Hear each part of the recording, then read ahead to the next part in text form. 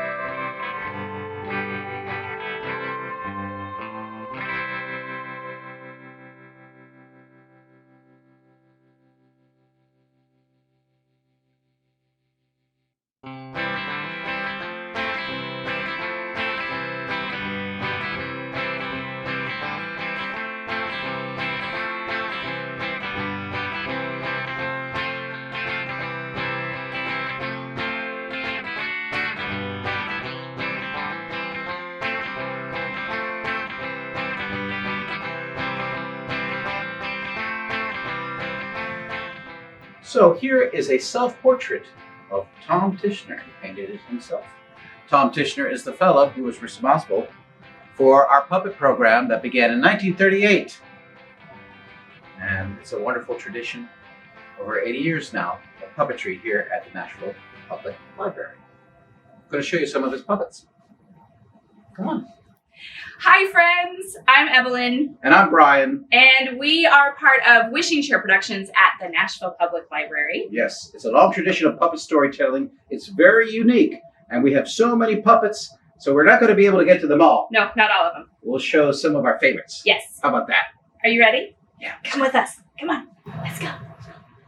This is a very special puppet from our collection. So the very first puppet show that Tom Tishner ever did here at the Nashville Public Library was Puss in Boots. And he was a teenager from Hume Fogg High School just down the street. He was maybe all of 15 years old, and this is the original Puss in Boots puppet made by Tom Tishner, and we are very proud to have this in our collection. I believe that maybe his boots have been remade over the years, but his face is original, and I think most everything else is original as well. He inspired us to do a remake of this particular story, this fairy tale, a few years ago, which we now take on the road with the puppet truck. Here's Jerome the Gnome, one of Tom's signature characters. He actually was the star of a radio program that Tom had on WSM called Wormwood Forest. Look, it's a one-eyed pirate pig. From what show? We don't really know. But this is actually built by hand by Tom Tischner. Isn't it wonderful? He's very charming. Here's one of Tom's very early creations. This witch, we have photographs of him actually building this witch. It moves so beautifully and wonderfully.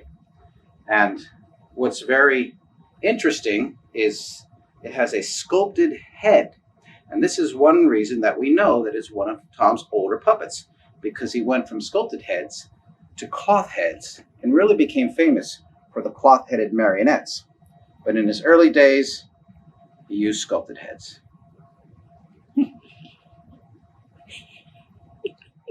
So you might recognize these characters. These are Cinderella. Here's Cinderella at the ball. Here's Cinderella at the beginning and at the end.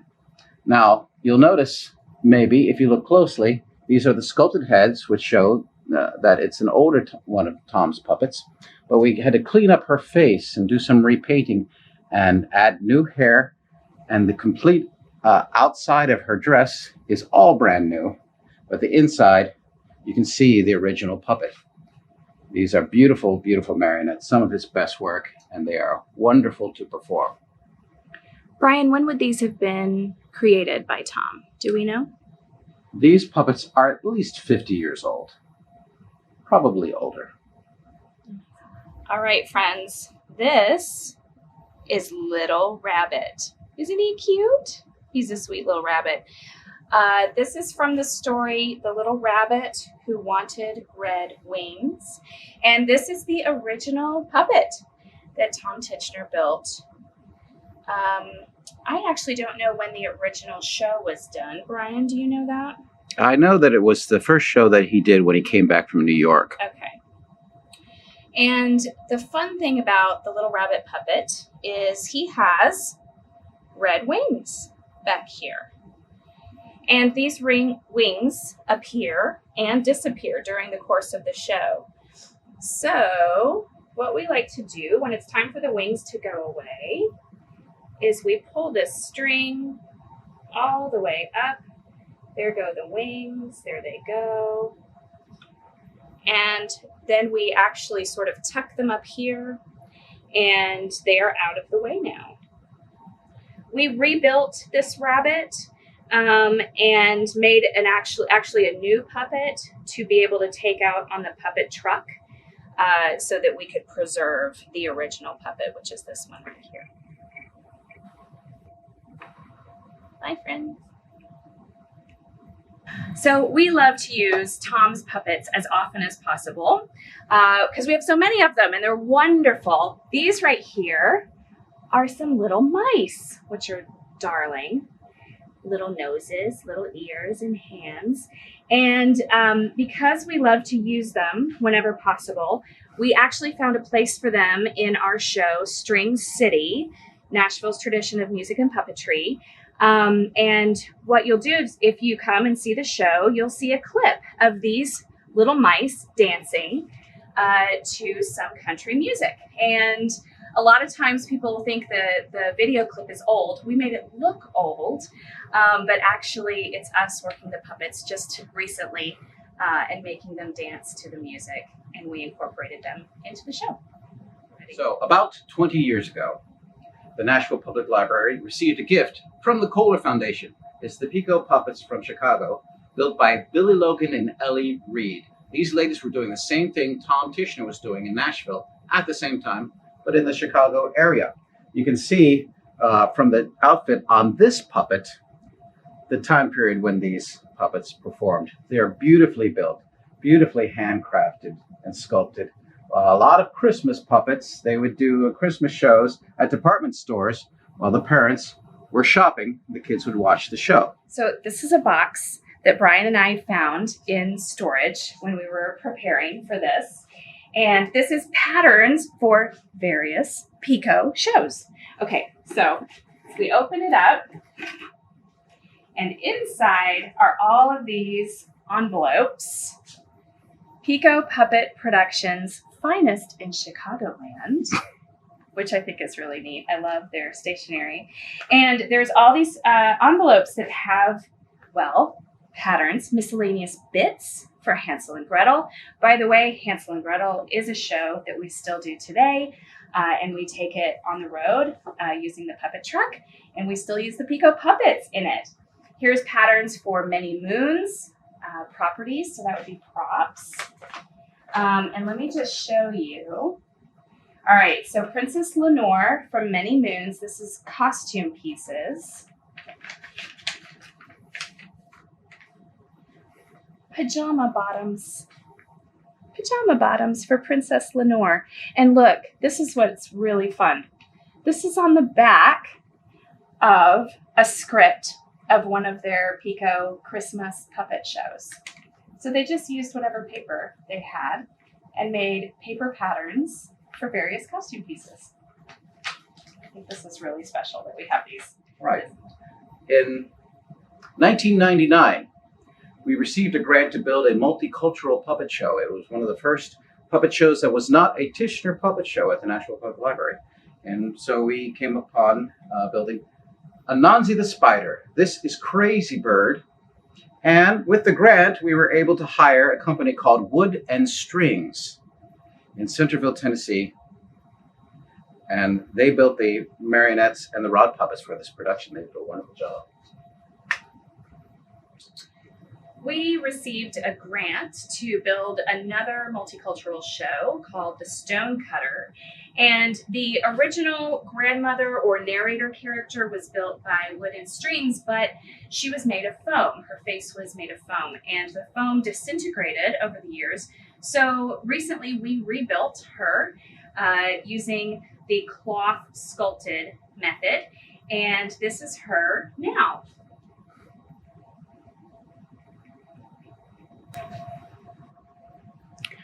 A few years ago, we received this wonderful collection of puppets, now called the Rachel Love Steele Collection, a gift from a gentleman in Atlanta. And these puppets are designated for use by children who want to handle puppets and see what it's like. And that is the purpose of this collection. So one of our most recent productions was Momotaro the Peach Boy. And this is a style of puppetry known as desktop puppetry.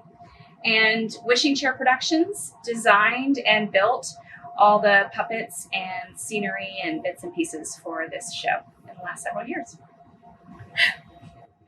Okay, so this is Puck. And Puck is from our production of A Midsummer Night's Dream. We love to do some Shakespeare here at Wishing Chair Productions. And Puck actually has eyes that light up. Now, he won't light up today because he doesn't have batteries, but that is what he does. And he's just a really fun puppet to move. He swings around really charmingly. And there is a second version of this puppet that actually we rigged to fly around the children's theater during performances at a particular moment. So this is Puck from A Midsummer Night's Dream. Also for our production of A Midsummer Night's Dream, we decided to go with various sizes of puppets. So Oberon, the king of the fairies, is this gigantic human-sized puppet. And then the fairies are little tiny puppets. And then all the people puppets are sort of mid-sized rod puppets. Alas, poor Yorick. I knew him, Horatio. A man of infinite jest, and etc., etc. Believe it or not, we actually have a production of Hamlet that we do with these rod puppets. It's surprisingly effectual, and it's a great way as an introduction to Shakespeare for young people. It's wonderful to perform. 1997 brought Wishing Chair Productions And that became the name of our puppet program here at the library because we wanted a name that would acknowledge Tom Tischner's history, but that we would create our own shows. And here's the grandfather puppet. And behind me are pieces of a giant tree that assembles in one of our favorite puppet shows called A Child's Calendar, which was written by John Updike.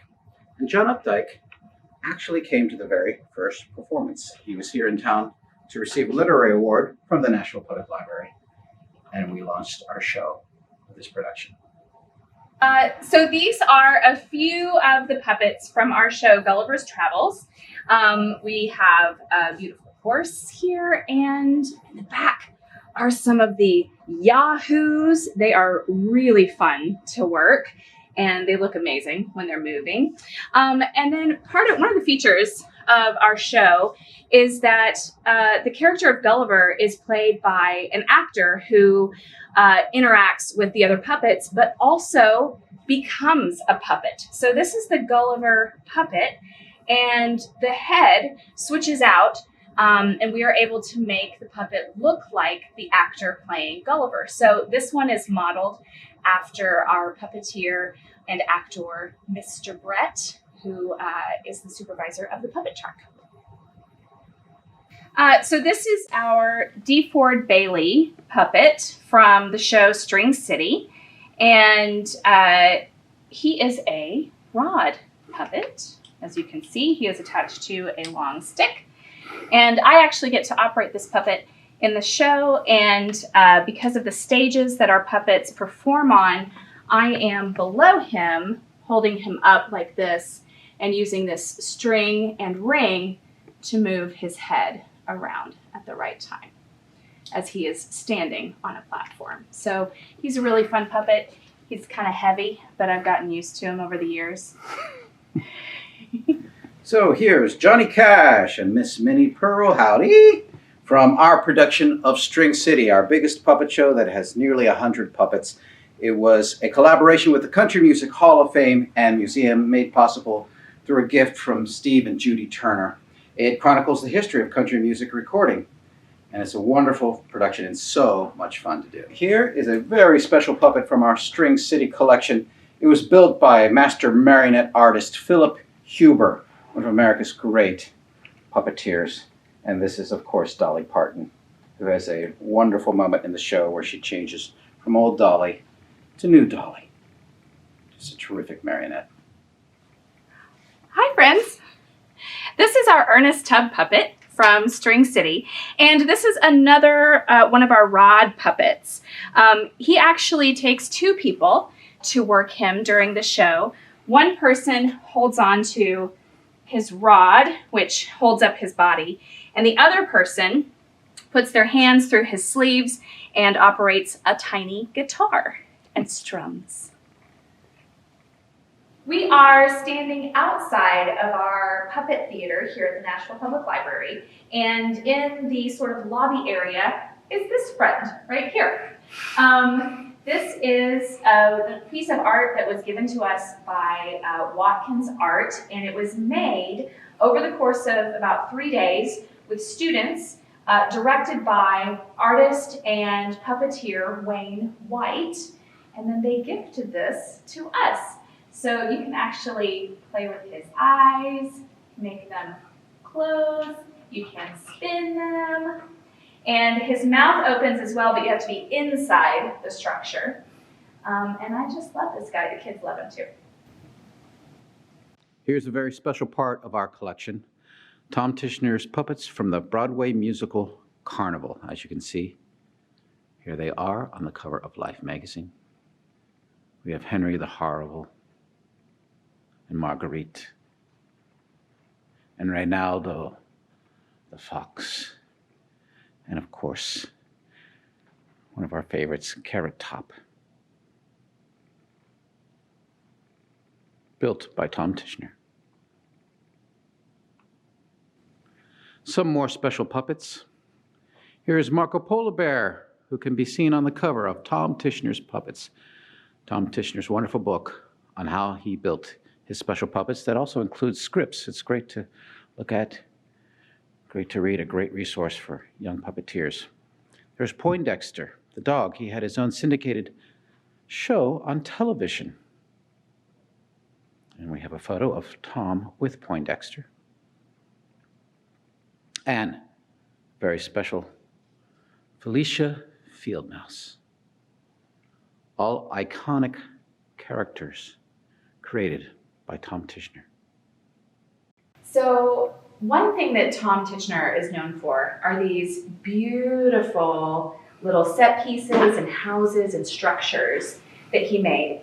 He was prolific at this. We've got so many of these kind of things that he made, and they're all very elaborately done, super detailed. And the thing that is just really wonderful and magical about them is that they're actually made out of cereal boxes and cardboard. These are oatmeal containers. So he just repurposed a lot of really humble sort of elements to make these magical little structures.